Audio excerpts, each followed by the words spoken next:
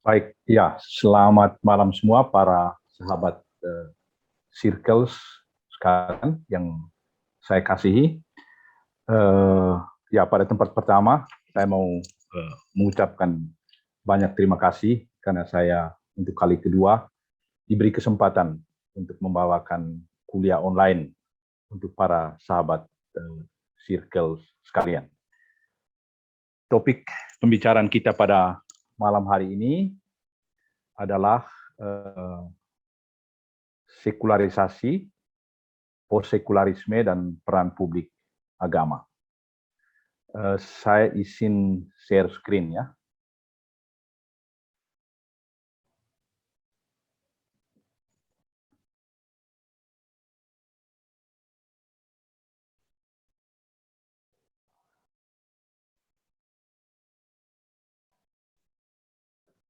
Jadi topiknya sekularisme, postsekularisme, dan peran publik agama. Pembicaraan kita atau diskusi kita pada malam hari ini akan mengikuti alurnya sebagai berikut, outline. Pada bagian pertama, saya akan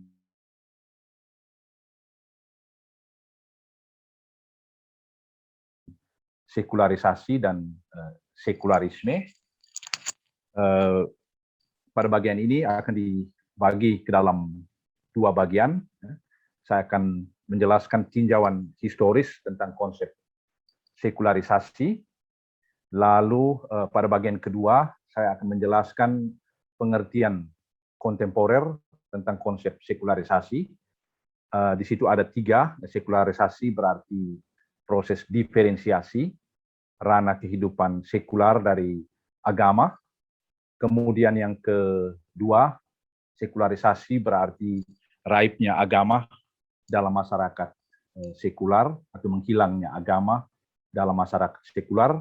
Lalu pengertian yang ketiga, sekularisasi berarti privatisasi agama. Pada bagian kedua, saya akan menjelaskan krisis paradigma sekularisasi atau paradigma sekularisme dan postsekularisme sebagai jawaban atas krisis tersebut. Lalu pada bagian ketiga, saya akan menjelaskan konsep postsekularisme dan peran publik agama. Ada 2 hal yang akan kita diskusikan di sana. Yang pertama, agama dan tuntutan untuk bersikap toleran. Kemudian pada bagian kedua, agama dan postsekularisme dan patologi privatisasi iman. Konsep postsekularisme yang kita bicarakan di sini sebenarnya konsep yang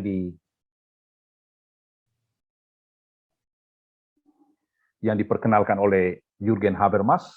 Karena itu secara singkat saya akan memperkenalkan tokoh ini, filsuf ini. Saya kira bagi sebagian besar dari kita, filsuf Jürgen Habermas bukan seorang yang asing lagi. Habermas lahir pada tanggal 18 Juni tahun 1929. Dia seorang filsuf Jerman dan masih hidup sampai sekarang. Sekarang dia tinggal di Starnberger See. Itu satu perumahan elit di pinggiran kota München. Ya. Habermas menulis disertasi berjudul Yang Absolut dalam Sejarah tentang ambivalensi dalam pemikiran Schelling. Ya. Jadi kita lihat pada awalnya Habermas sebenarnya bergerak dalam tradisi filsafat kesadaran yang masih dominan di Eropa pada masa itu, dan juga kalau belajar filsafat di Jerman pada masa Habermas belajar filsafat tentu tidak terpisah atau tidak mungkin bisa melepaskan diri dari Heidegger. Dan Habermas mendapat perhatian publik pertama kali itu pada tahun 1953 ketika dia menerbitkan sebuah opini di harian berbahasa Jerman bernama Frankfurter Allgemeine Zeitung, dan tulisan Habermas dalam koran tersebut diberi judul Mit Heidegger, gegen Heidegger, ya, bersama Heidegger melawan Heidegger. Dalam tulisan tersebut, Habermas mengkritik Martin Heidegger sebagai seorang filsuf yang mau merehabilitasi kejahatan nasional sosialisme Jerman. Habermas berpendapat bahwa Martin Heidegger dalam bukunya Einführung in die Metaphysik atau penghantar metafisika mengakui dan mengagungkan kebesaran serta kebenaran nasional sosialisme Jerman. Dan setelah itu, Habermas mengalami apa yang dia sebut sebagai Konversionserlebnis atau pengalaman pertobatan. Dia meninggalkan paradigma berfilsafat Heideggerian dan beralih ke konsep filsafat Marxian yang coba menghubungkan filsafat dengan teori sosial. Dan hal ini menjadi sangat jelas ketika dia menulis karya habilitasinya yang sudah diterjemahkan ke dalam banyak bahasa, judulnya Strukturwandel der Öffentlichkeit atau perubahan struktur ruang publik. Kemudian Habermas sejak tahun 1964 menjadi pengganti Max Horkheimer sebagai profesor untuk mata kuliah filsafat dan sosiologi di Frankfurt, di Universitas Frankfurt am Main. Pada masa ini ia menjadi salah seorang aktor intelektual penting yang memberikan inspirasi bagi gerakan kiri baru atau angkatan 68 di Jerman. Akan tetapi Habermas kemudian mulai mengambil jarak ketika gerakan ini mulai menggunakan jalan-jalan kekerasan untuk mencapai cita-citanya. Dan Habermas adalah seorang filsuf yang sangat produktif. Tulisannya itu mencakupi bidang politik, filsafat politik, filsafat hukum, teori sosiologi, dan juga tentang agama. Dan pada malam hari ini kita akan membicarakan pemikiran Habermas tentang agama atau peran agama dalam masyarakat sekular. Saya ingin menunjukkan beberapa karya dari Habermas tentang agama atau relasi antara agama dan filsafat. Yang pertama itu dia tulis pada tahun 2001, itu sebuah artikel berjudul Glauben und Wissen atau Iman dan Pengetahuan. Tulisan ini sebenarnya merupakan pidato yang dibawakan oleh Jürgen Habermas ketika dia mendapat penghargaan dari persekutuan atau perkumpulan toko-toko buku di Jerman. Dan pidato ini dibawakan oleh Habermas 1 atau 2 bulan setelah terjadi musibah di Amerika Serikat ketika Twin Tower diledakkan oleh para teroris. Dan Habermas dalam artikelnya dia memberikan tanggapan atau memberi tafsiran atas peristiwa tersebut. Dan salah satu tafsirannya dia katakan terorisme adalah salah satu bentuk protes terhadap sekularisme atau sekularisasi yang sudah berjalan di luar rel yang sebenarnya. Lalu tulisan kedua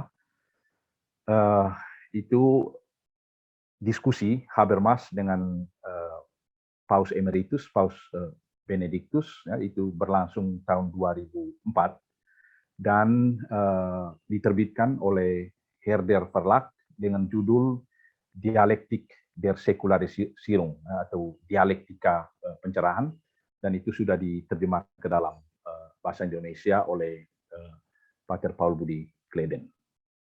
Lalu buku yang ketiga, di mana Habermas berbicara tentang agama, itu ditulis tahun 2005, berjudul Zwischen Naturalismus und Religion, antara naturalisme dan agama.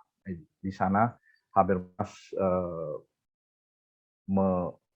mencoba membangun dialog antara agama dan naturalisme, itu satu kecenderungan dalam ilmu pengetahuan modern yang ingin menggantikan atau yang berpretensi menjawab semua pertanyaan-pertanyaan metafisis dan agama. Kemudian karya yang keempat itu berjudul Ein Bewusstsein von dem was fehlt, kesadaran tentang apa yang telah hilang. Ini merupakan makalah yang dipresentasikan oleh Jürgen Habermas pada tahun 2008 ketika dia diundang oleh para profesor Yesuit di München.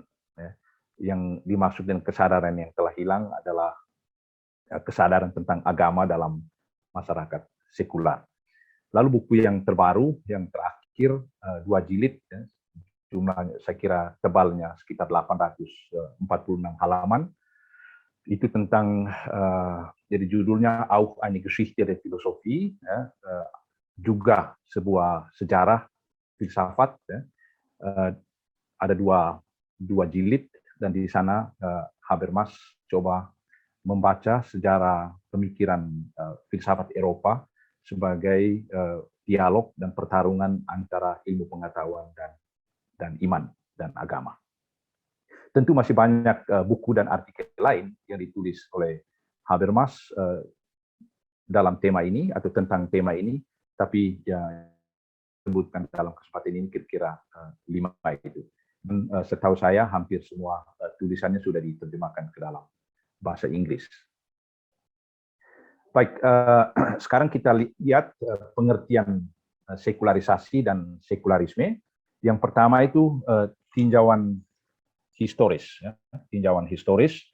Secara etimologis, kata sekularisasi dan juga sekularisme berasal dari kata Latin seculum. Itu artinya zaman.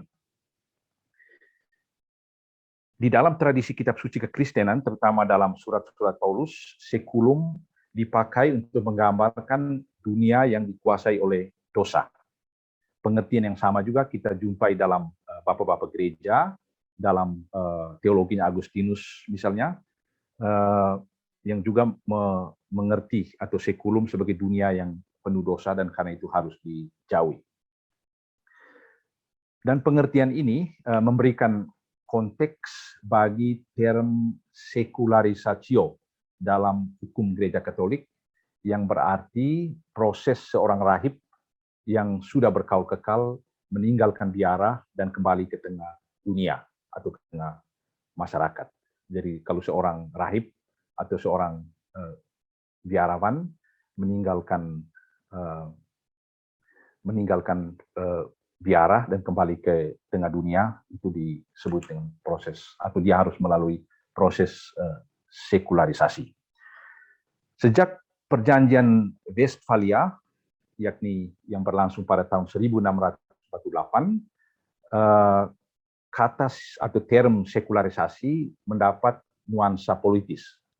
Sekularisasi pada masa ini berarti proses pengambil alian harta kekayaan dan institusi-institusi milik gereja yang kalah perang oleh negara dan dipakai sepenuhnya untuk kepentingan publik.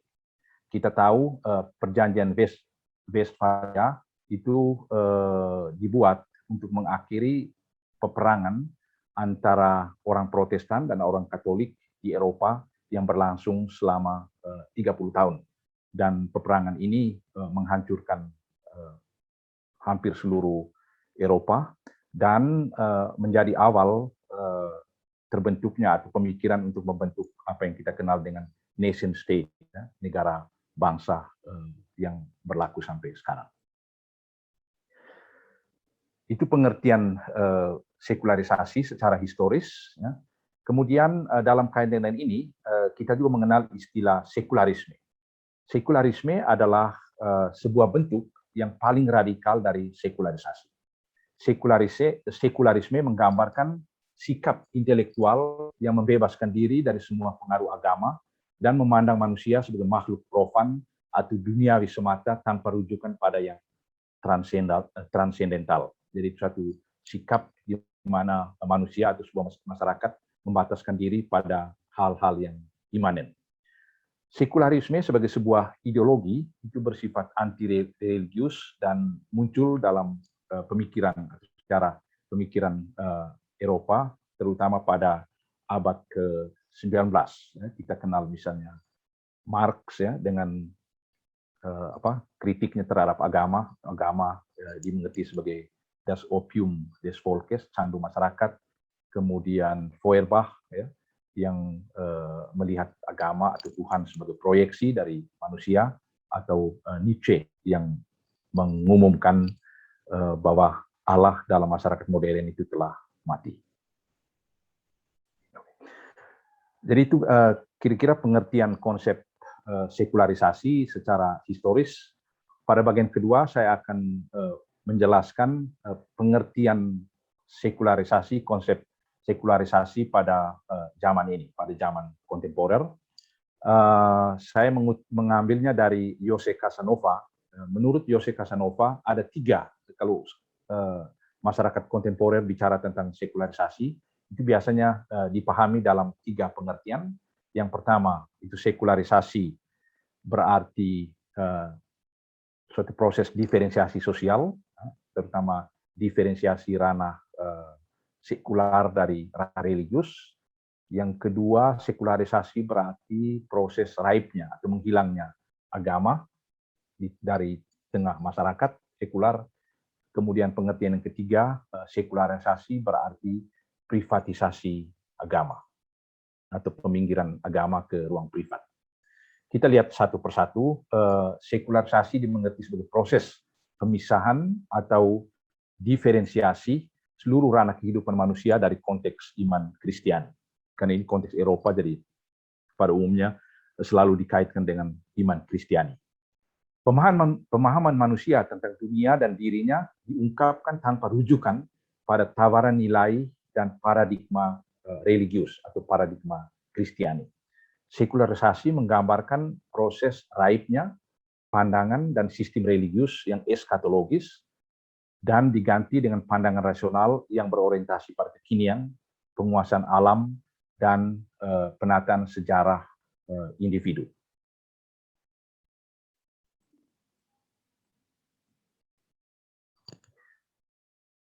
Konsekuensinya ialah lahirnya pandangan tentang manusia sebagai Tuhan atas dirinya, Tuhan atas alam, dan Tuhan atas sejarah. Max Weber, salah seorang sosiolog Jerman abad ke-20, mendeskripsikan 3 aspek penting dari proses sekularisasi.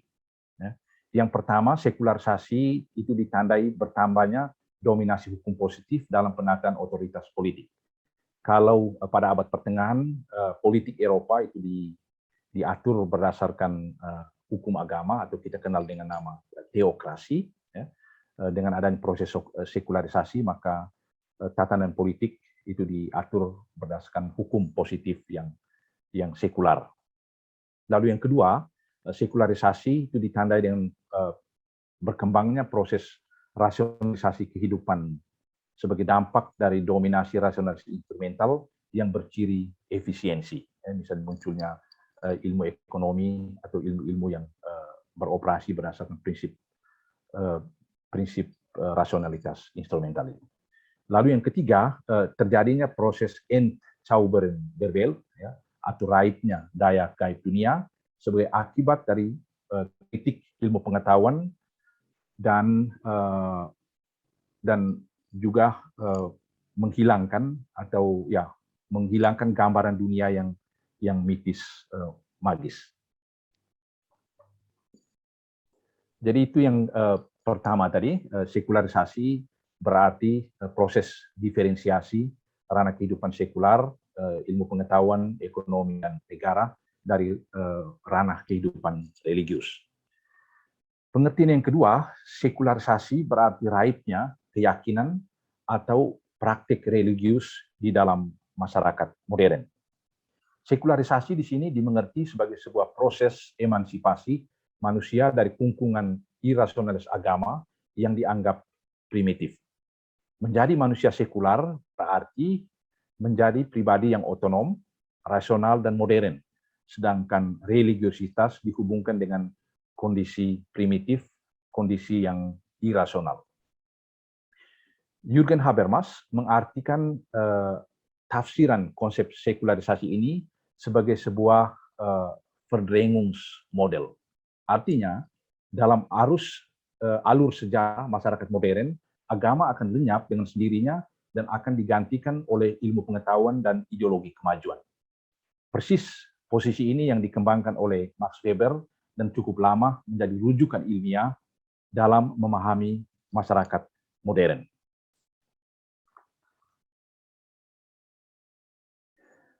Itu pengertian yang kedua. Pengertian yang ketiga, sekularisasi ditandai dengan proses privatisasi agama dari ruang publik. Agama tidak lagi menempati ruang publik, tapi dia berada pada ruang privat. Sekularisasi di sini ditandai proses rasionalisasi pada seluruh ranah sosial yang diwarnai dengan dominasi rasionalis instrumental, rasionalitas yang dipakai di dalam ekonomi, dalam birokrasi, ilmu pengetahuan alam, dan teknik. Proses itu terus mendorong agama ke ranah privat, hingga akhirnya agama dipandang sebagai sesuatu yang irasional.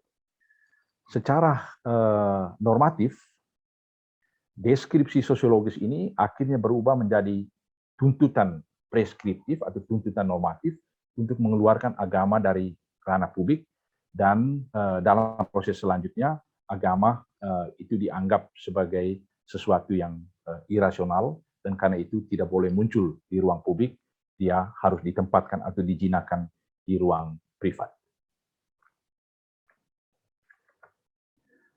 Baik, sekali lagi saya ringkaskan ya, sekularisasi dewasa ini pada zaman kontemporer itu dimengerti dalam 3 aspek. Yang pertama itu sekularisasi berarti diferensiasi atau emansipasi ruang-ruang sekular, dalam hal ini negara, ekonomi, dan pengetahuan dari bidang agama. Yang kedua, sekularisasi berarti proses raibnya keyakinan dan praksis hidup religius dalam masyarakat modern. Dan yang ketiga, sekularisasi berarti proses privatisasi iman atau peminggiran agama, iman dari ruang publik. Sekarang kita memasuki bagian yang kedua dari pemaparan saya. Saya beri judul pada bagian kedua ini, krisis paradigma sekularisasi dan post-sekularisme. Ya.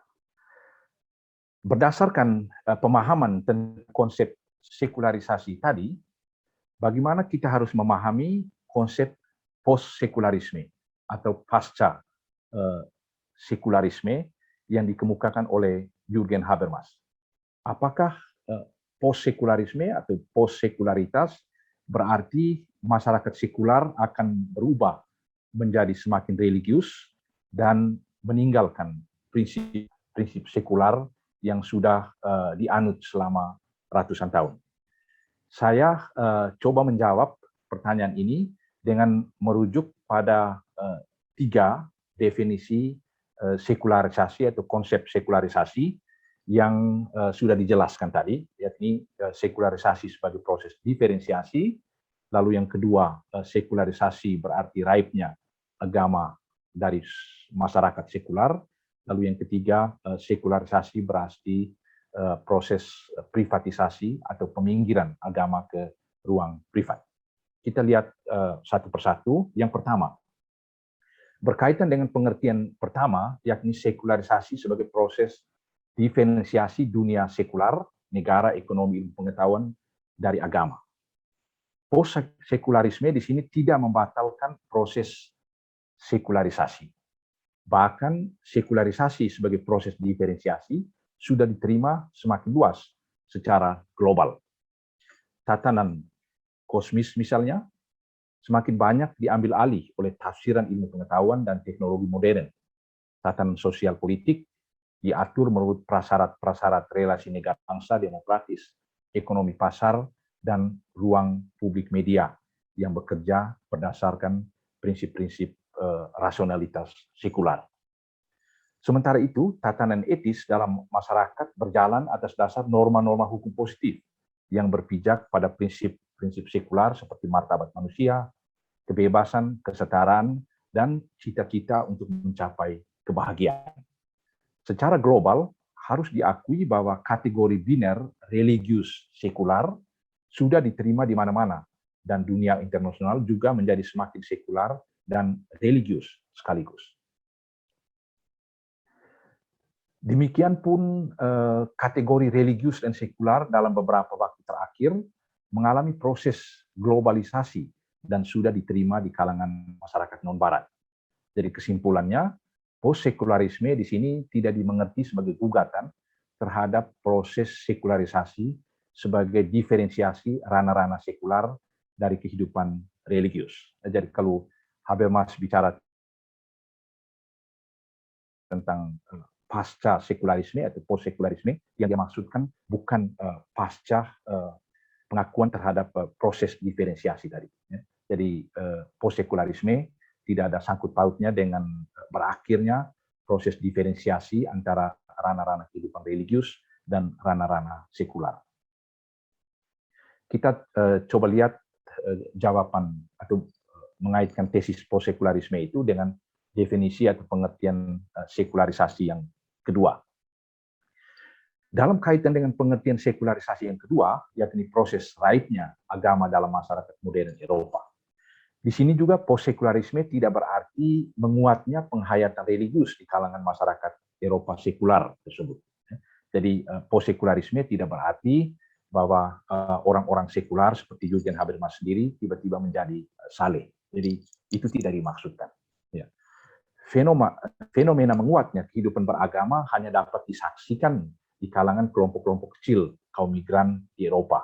Itu biasanya kaum migran dari Eropa Timur atau dari Asia dan dari Timur Tengah yang memang sudah religius di wilayah asalnya dan ketika memasuki Eropa mereka tetap mempertahankan tradisi religiusnya itu.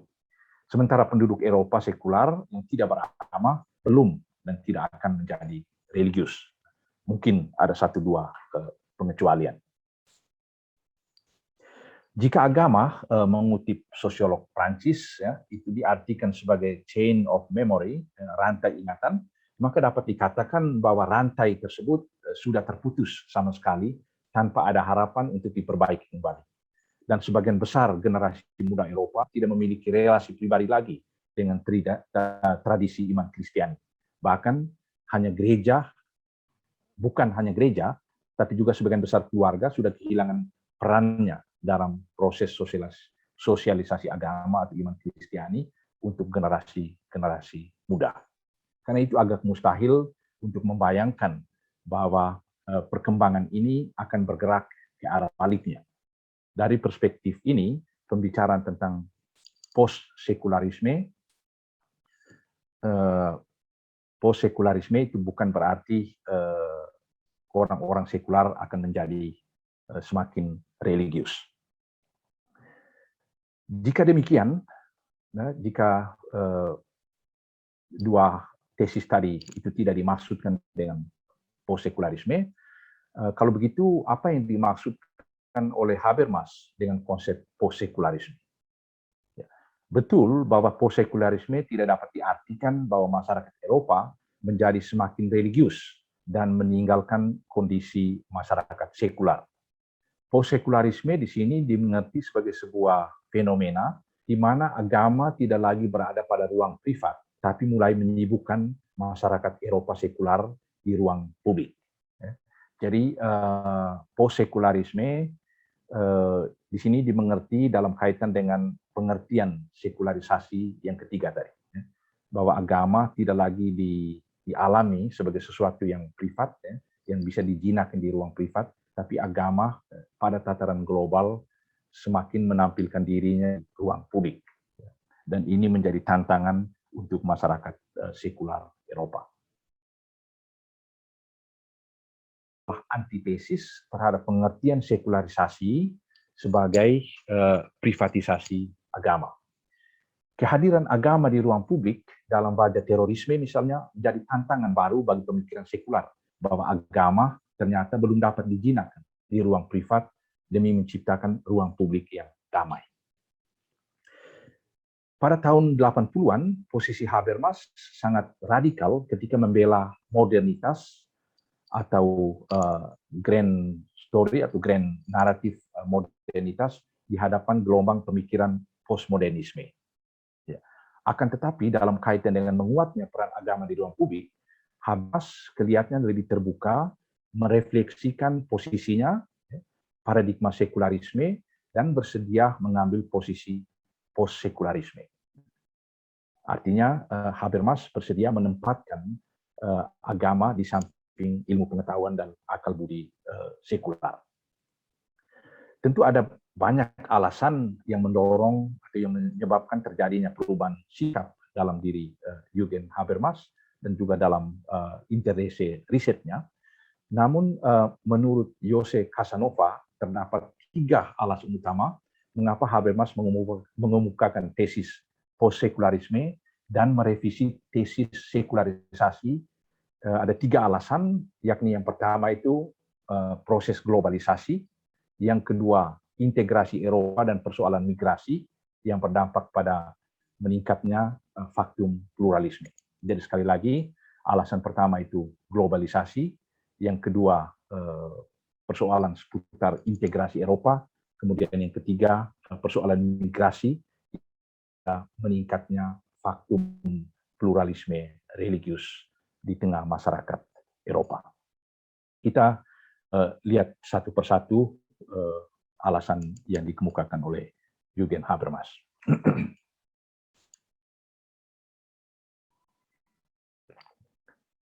Yang pertama,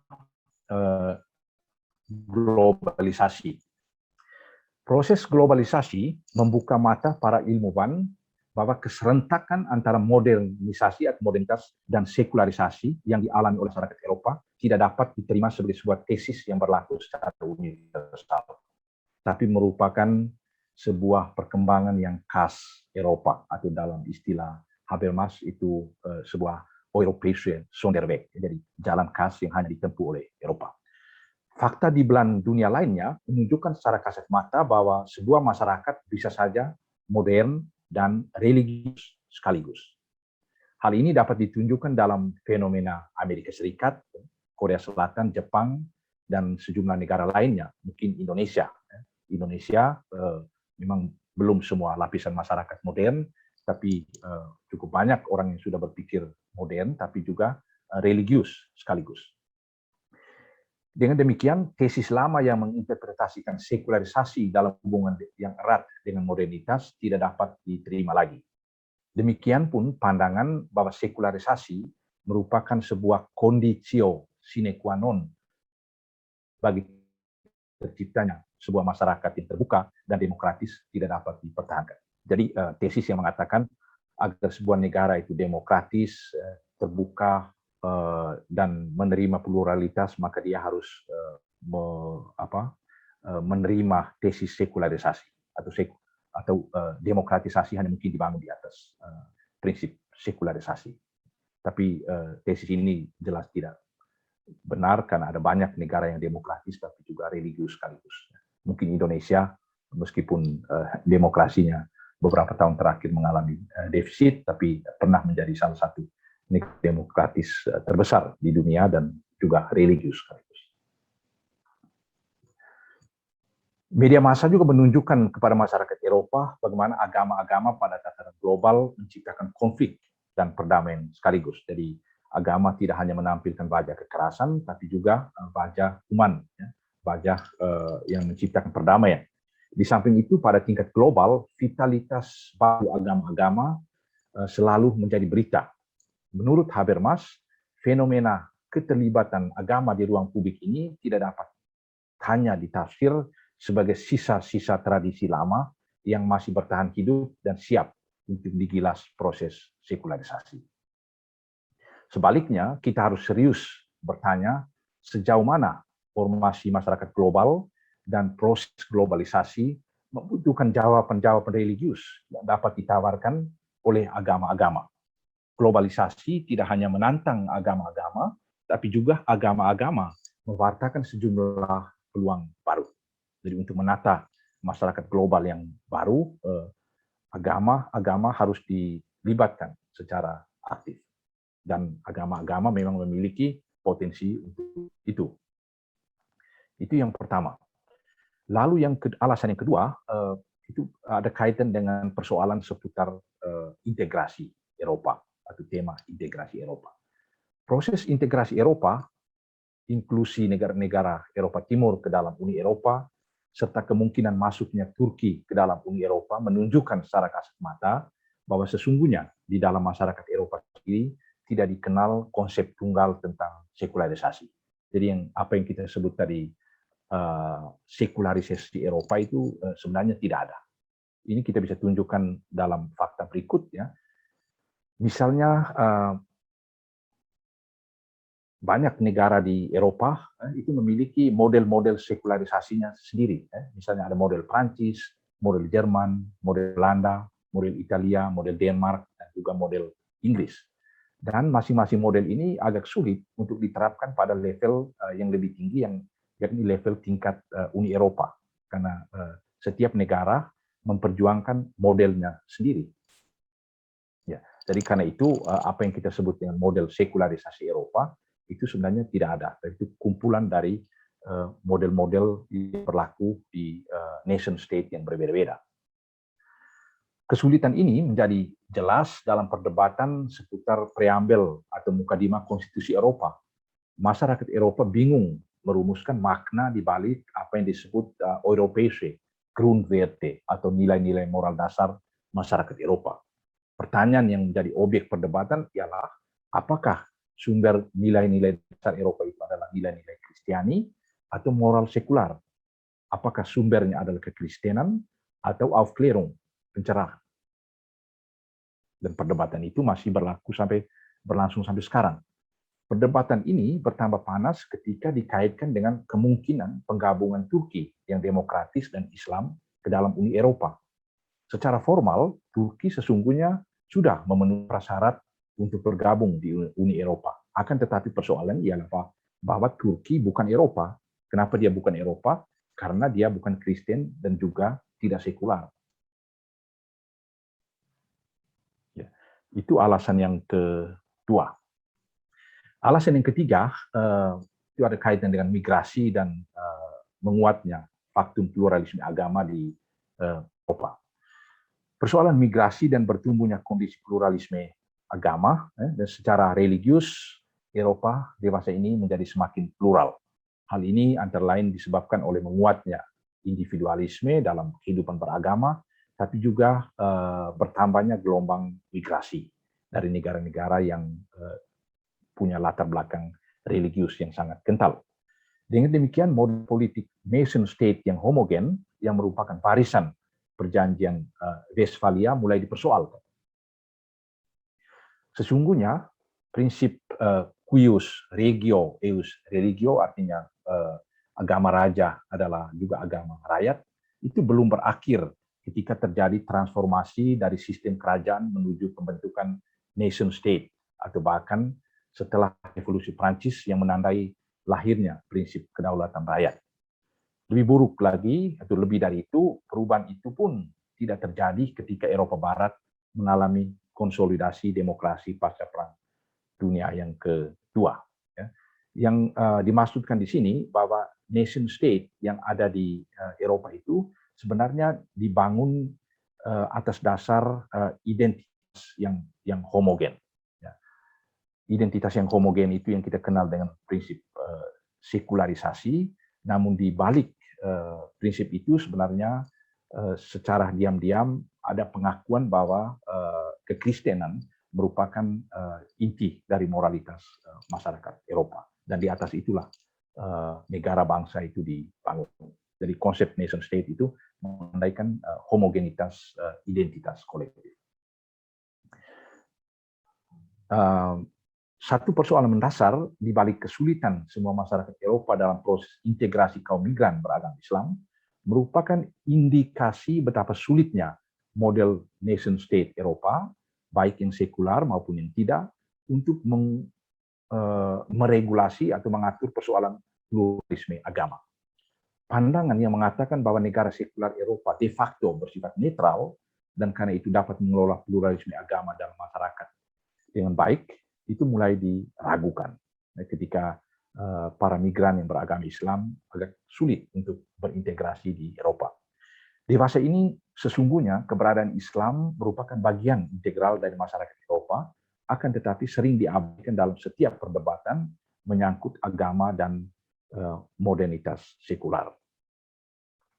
Untuk mengatasi persoalan ini, dibutuhkan sebuah kesadaran kritis tentang seluruh proses sosial kompleks, bagaimana proses sekularisasi itu terjadi, dan hubungannya dengan modernitas secara keseluruhan. Sudah saatnya cara berpikir dikotomis dalam kategori biner harus diakhiri, religius versus sekular atau tradisional versus modern. Habermas melihat urgensi sikap kritis refleksif terhadap kesadaran evolusi yang melekat pada pemahaman yang sekular tentang modernitas. Possekularisme tidak berarti bahwa masyarakat Eropa kembali menjadi religius. Possekularisme merupakan sebuah keterbukaan untuk mempersoalkan kembali kesadaran tentang sekularisasi sebagai tahapan perkembangan yang lebih tinggi. Possekularisme menggugat kerangka berpikir sekular yang hanya membatasi diri pada ruang imanen, dan gugatan kritis tersebut dapat memberi ruang bagi yang transendental. Possekularisme berarti sebuah sikap terbuka, menerima, dan ingin tahu terhadap segala model bagaimana menjadi manusia secara religius. Dengan demikian, Habermas menolak proses degradasi filsafat ke tingkat rasionalis manusia yang berada di antara agama dan sains yang positivistik, seperti dianjurkan oleh positivisme dan naturalisme. Konsep metafisika, post-metafisika Habermas merupakan jawaban atas usaha saintisme dan naturalisme yang berpretensi untuk menjelaskan semua persoalan metafisis dan religius. Sekarang ini ada kecenderungan di dalam ilmu pengetahuan untuk juga menjawab persoalan-persoalan yang biasanya hanya bisa dijawab oleh metafisika atau oleh agama. Dan kecenderungan itu kita temui di dalam cara berpikir yang kita kenal dengan nama naturalisme. Ikhtiar filosofis ini, maksudnya post-metaphysical thinking ini, menjadi penting dewasa ini di tengah tantangan di mana saintisme mulai menyebarkan sayapnya secara global dan cara berpikir teknokratis itu menjadi sesuatu yang mode.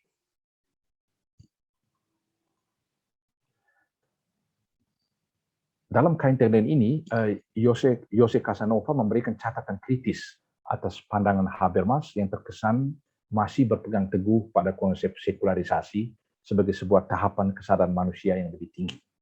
Menurut Habermas, dalam proses evolusi peradaban manusia, agama dan metafisika akan digantikan oleh metaphysical thinking dan science. Keyakinan ini tampak dalam tuntutan Habermas terhadap agama ketika tampil di ruang publik. Agama-agama diharuskan untuk menerjemahkan konsep-konsepnya ke dalam bahasa sekular yang rasional. Apakah menurut Habermas bahasa sekular dianggap lebih rasional dan universal dibandingkan dengan agama?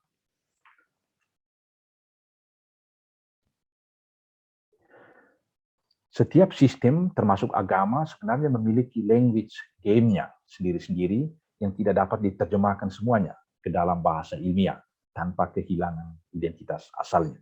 Jadi agama memiliki bahasanya sendiri, puisi memiliki bahasanya sendiri, mitos, ritus juga bahasanya sendiri, dan seharusnya bahasa-bahasa itu diberi ruang di ruang publik untuk diungkapkan. Mitos dan ritus merupakan unsur esensial dalam hidup manusia, dan karena itu perlu diberi tempat secukupnya di ruang publik. Bahasa sekular yang terbuka, berdialog dengan ritus dan mitos dalam agama-agama akan menggugat dirinya sendiri. Sikap tersebut membentuk prinsip regulatif modernitas dan membuka dialog antara ilmu pengetahuan, filsafat, dan agama. Agar dialog tersebut tidak berdampak pada proses peminggiran agama secara tidak fair dari ruang publik dan tidak menutup sumber daya atau potensialitas agama bagi masyarakat sekular, maka pihak sekular harus tetap mempertahankan cita rasanya bagi daya artikulasi religius. Dan karena batasan antara argumentasi religius dan ilmu pengetahuan sering kabur, maka tuntutan yang dituntut ialah kesediaan dari kedua belah pihak, yakni agama dan ilmu pengetahuan, untuk melihat persoalan dari sudut pandang pihak lain, agar apa yang disampaikannya menjadi lebih objektif. Dalam proses dialog tersebut, Habermas menekankan pentingnya apa yang dia sebut dengan nama nalar publik, public reason, itu dalam bahasa Jermannya öffentliche Vernunft. Apa itu nalar publik? Nalar publik adalah resources, daya nalar, yang dapat diakses secara publik dalam masyarakat sipil dan terlepas dari logika penelitian sains sebagai ilmu pengetahuan empiris yang ketat. Dalam cahaya nalar publik ini, agama tidak dipandang sebagai sesuatu yang irasional atau ungkapan privatisasi roh yang secara aksiomatis tidak memiliki validitas kebenaran teoritis dan ketepatan praktis. Ya. Jadi nalar publik itu sesuatu yang bisa diakses secara bersama-sama, baik oleh agama maupun oleh ilmu pengetahuan dalam pengertian sains. Nalar publik adalah jembatan yang menghubungkan agama dan akal budi seperti terungkap dalam judul bukunya yang tadi saya sudah perkenalkan, Zwischen Naturalismus und Religion, antara naturalisme dan agama. Sebagai ruang dan media komunikasi dan transposisi di antara doktrin-doktrin komprehensif, yang dimaksud doktrin komprehensif ada ideologi, agama, dan pandangan hidup partikular, nalar publik tidak saja menggambarkan keharusan politis, melainkan juga kemungkinan epistemis untuk mengkritisi proposisi-proposisi masing-masing doktrin komprehensif dari sudut pandang pihak lain. Jadi, nalar publik merupakan sebuah instansi yang bisa menguji validitas epistemis dan juga validitas normatif dari doktrin-doktrin komprehensif yang ada di dalam sebuah masyarakat partikular.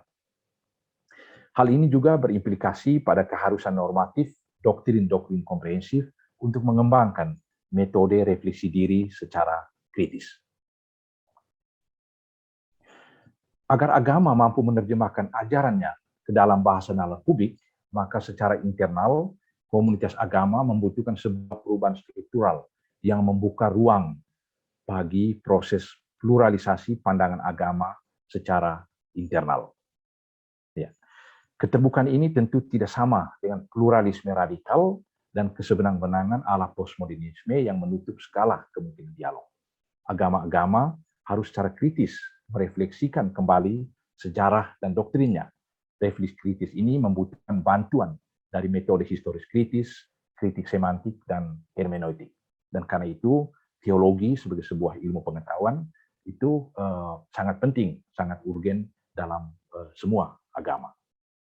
Karena dengan teologi, agama-agama bisa melakukan refleksi rasional atas doktrin imannya, dan coba mengaitkannya dengan atau mengkontekstualisasikan dengan situasi sosial konkret.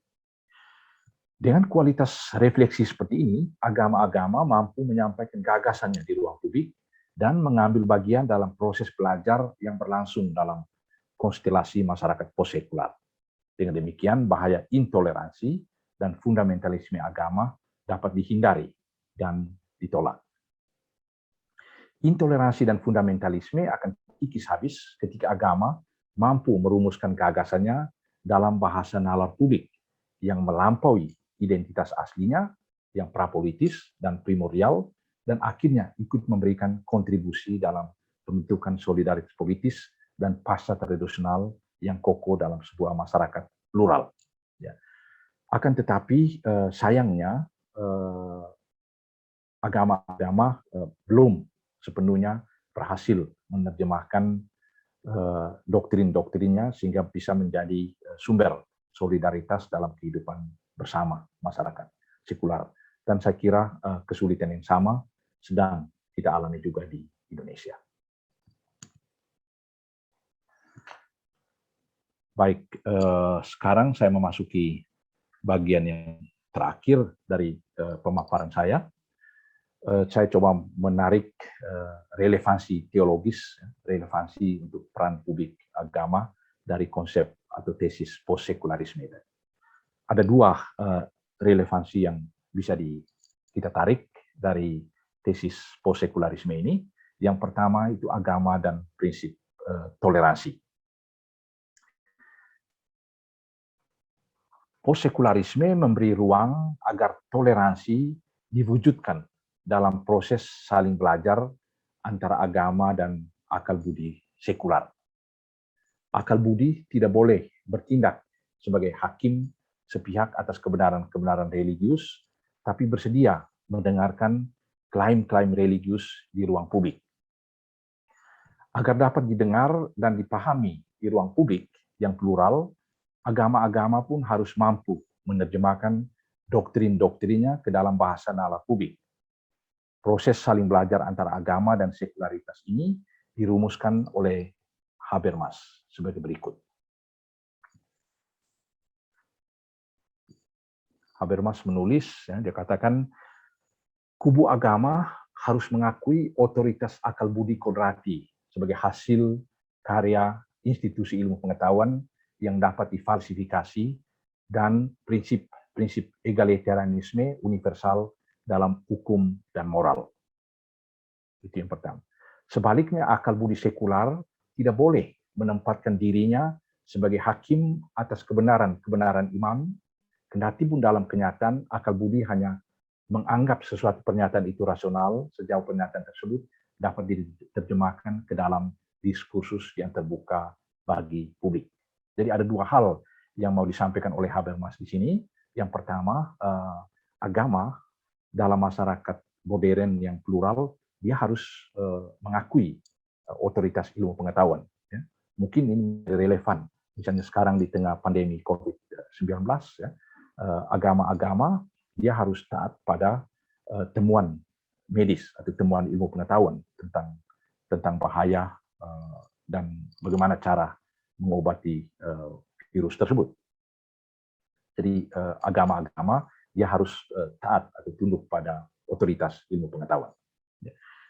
Kemudian akal budi sekular atau ilmu pengetahuan juga harus terbuka atau membuka diri untuk menerima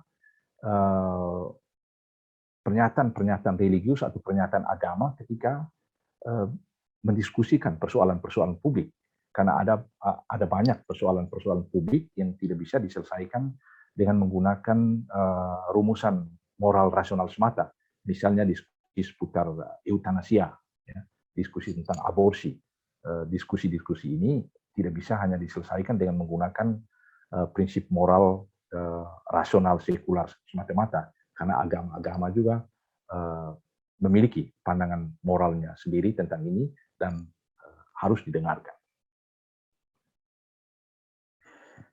Seruan Habermas agar agama perlu tampil di ruang publik dirumuskan dalam konteks negara liberal sekular, di mana peran agama di ruang publik sering tidak ditanggapi dengan sungguh oleh kalangan pemikir sekular. Untuk konteks kita di Indonesia, seruan ini mungkin tidak terlalu relevan, sebab ruang publik politik kita sudah lama mengalami apa yang disebut surplus agama, yang dapat membahayakan toleransi dan pluralisme sebagai pilar kehidupan bersama yang setara, bebas, dan demokratis. Yang dibutuhkan di Indonesia ialah kesediaan agama-agama untuk mendorong akal sehat dan nalar publik agar agama-agama sungguh mendengarkan seruan dari nalar publik itu, atau seruan dari akal budi, ya, agar agama-agama sungguh memancarkan humanitas dan bukan sebaliknya mengorbankan kemanusiaan guna membela doktrin agama yang intoleran. Itu yang pertama.